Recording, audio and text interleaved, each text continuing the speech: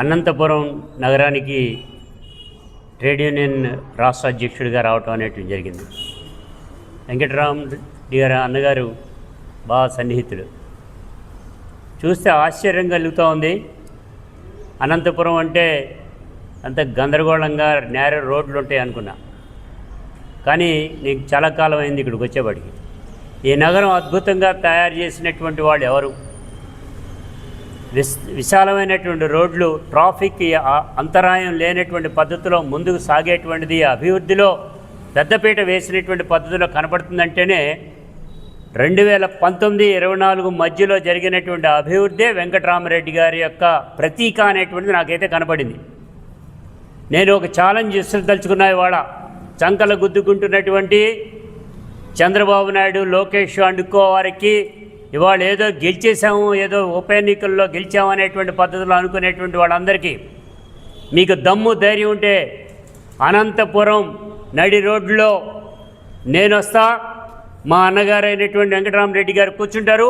అభివృద్ధి విషయంలో ఈ రాష్ట్రంలో కానీ ఈ అనంతపురంలో కానీ అభివృద్ధి మీరు చేశారా, మేం చేశామో ఛాలెంజ్ చేస్తున్నాం. ఆయన అడగకుండానే నేను ఇది చెప్పదలుచుకున్నాను.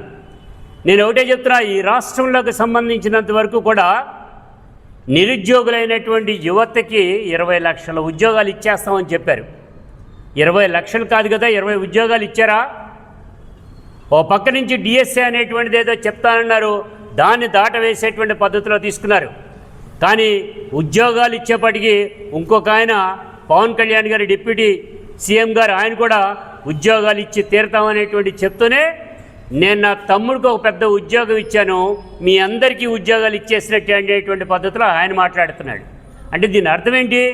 గతంలో 2014లో ఆయన పెద్ద ఉద్యోగం లోకేష్కి ఇచ్చాం, ఎమ్మెల్సీ ఇచ్చాం, మంత్రి ఇచ్చాం, ఎవరికి ఇవ్వక్కర్లేదన్నాడు. ఇవాళ 20 లక్షల ఉద్యోగాలు ఇస్తా అన్నాడు, 3,000 రూపాయలు నిరుద్యోగ భృతి ఇస్తా అన్నాడు, అభివృద్ధి బ్రహ్మాండంగా చేస్తా అన్నాడు, సంక్షేమం వదలననేటువంటి పద్ధతిలో మాట్లాడాడు. కానీ ఇవాడు ఇచ్చాడా? ఉద్యోగాలు అనేటువంటి కలగ చేశారన్నా.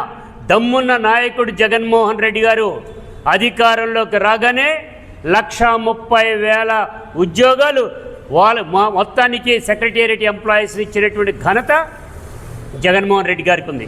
3 లక్షల వాలంటీర్ ఉద్యోగాలు ఇచ్చినటువంటి ఘనత ఉంది.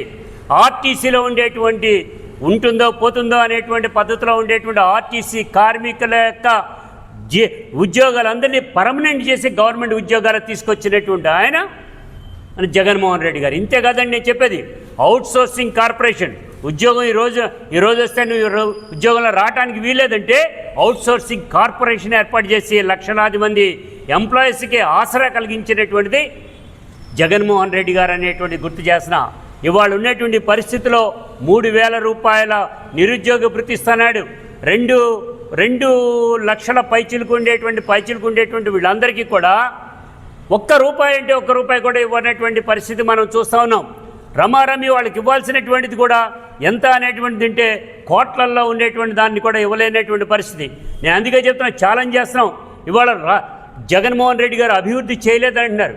జగన్మోహన్ రెడ్డి గారు ఇండస్ట్రీస్ని ప్రారంభించేటువంటి దాన్ని క్రమంలో చూస్తే 47,485 యూనిట్లు ఏర్పాటు చేయటమే కాకుండా 28,343 యూనిట్లను ఏర్పాటు చేసి అందుకు గాను 47,485 కోట్ల రూపాయలతో మొత్తం 2,50,000 మందికి ఉద్యోగ వ్యవస్థని కలగజేయటం అనేటువంటి జరిగింది.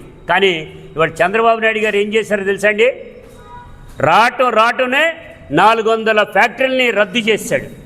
రావటంనే 430 మరో 430 ఇండస్ట్రీస్ ఏదైతే ఉన్నాయో వాటన్నిటినీ కూడా మూతపడిపోయేటువంటి పద్ధతిలో ఇన్సెంటివ్కి ఇవ్వాల. దిగిపోయే నాటికి 3,000 కోట్ల రూపాయలు బకాయి ఉంటే జగన్మోహన్ రెడ్డి గారు అధికారంలోకి వచ్చిన తర్వాత ఇవ్వటం అనేటువంటి జరిగింది. వాళ్ళ యొక్క ప్రోత్సాహకాలుగా ఇవ్వటం అనేటువంటి జరిగింది. ఇవాళ జగన్మోహన్ రెడ్డి గారు గతంలో ఇండస్ట్రీ మీరు ఎందుకు చెప్తున్నారంటే ఏ రకమైనటువంటి అభివృద్ధి చేయలేదని అన్నారు. టాటా, బిర్లా, ఈ దేశంలో ఉండేటువంటి పెద్ద పెద్ద పెట్టుబడిదారులు అదానీ, అంబానీ వీళ్ళందరినీ కూడా ఒకే స్టేజ్ మీదకి తీసుకొచ్చినటువంటి ఘనత జగన్మోహన్ రెడ్డి గారికి ఉంది. అదే తరహాలో 380 యూనిట్లు ఏదైతే ఉన్నాయో యూనిట్లు ప్రారంభిస్తాం, 6 లక్షల ఉద్యోగాలు కల్పించేటువంటి పద్ధతిలో మేము తీసుకుంటాం అనేటువంటి దాంట్లో కూడా చెప్పడం జరిగింది. 13,11,000 కోట్ల రూపాయల పెట్టుబడి తీసుకురావడానికి జగన్మోహన్ రెడ్డి గారు శ్రీకారం చుట్టారనేటివి కూడా ఈ సందర్భంగా కూడా చెప్తున్నాం. మనం చూడలేదా 3 కారిడార్లలో పోర్టుల నిర్మాణం, హాస్పిటల్స్ నిర్మాణం, అదే పద్ధతిలో ఇక్కడ జరిగేటువంటి ప్రతి పల్లెలో చూస్తే ఏ పల్లెలోకి వెళ్ళినా కానీ హాస్పిటల్స్ కానీ లేదా సెక్రటేరియట్ బిల్డింగ్లు కానీ గ్రామ పంచాయతీ బిల్డింగ్లు కానీ అన్నీ సర్వతోముఖంగా చేసినటువంటి ఘనత మనకు వస్తే, ఇవాళ వీళ్ళు మాట్లాడేటువంటి అభివృద్ధి చేయలేదు అని అంటున్నారు. వాళ్ళు అభివృద్ధి చేశారంట. వాళ్ళ అభివృద్ధి దేనిలో చేశారు? రిగ్గింగ్ చేయటంలో అభివృద్ధి సాధించారు.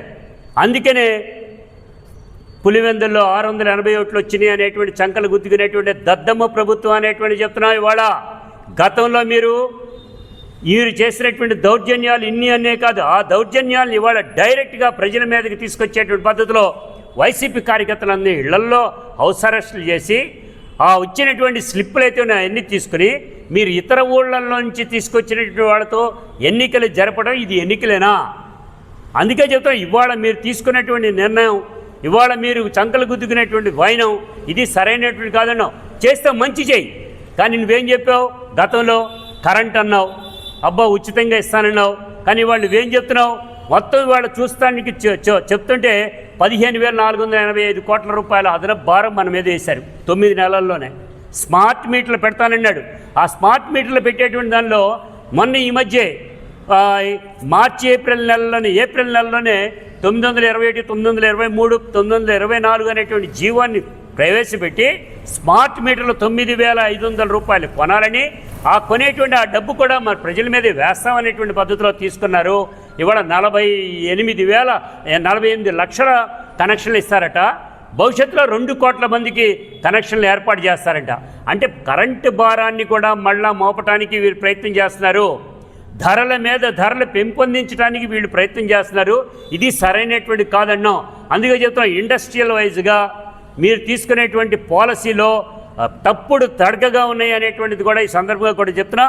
అందుకనే ఏదైనా కానీ ఇండస్ట్రీస్ కానీ ఉద్యోగ వ్యవస్థలో కానీ ఉద్యోగ కల్పనలో కానీ మేం చేసినట్టుగా ఈ ప్రభుత్వం ఇంత మడికి తీలా ఒక్క 1 ఇయర్లోనే అర్థమైపోయింది. అన్నం పట్టుకుంటే మెతుకు పట్టుకుంటేనే అది కరెక్ట్గా ఉడికిందా లేదా అనేటువంటి తెలిసింది 1 ఇయర్లోనే కూడా ఈ ప్రభుత్వం దద్దమ ప్రభుత్వంలాగా తయారైందనేటువంటి పద్ధతిలోనే ఉన్నది తప్ప అభివృద్ధి విషయంలో ఏమాత్రం లేదు. రాజధాని అంటారు, 2 సార్లు మునిగిపోయింది. వాళ్ళ 2 సార్లు కోర్టుకి వెళ్ళాలంటే జడ్జీలు కూడా కారులో కూడా నీళ్ళల్లో ఉంచి వెళ్లాల్సినటువంటి పరిస్థితి ఏర్పడింది.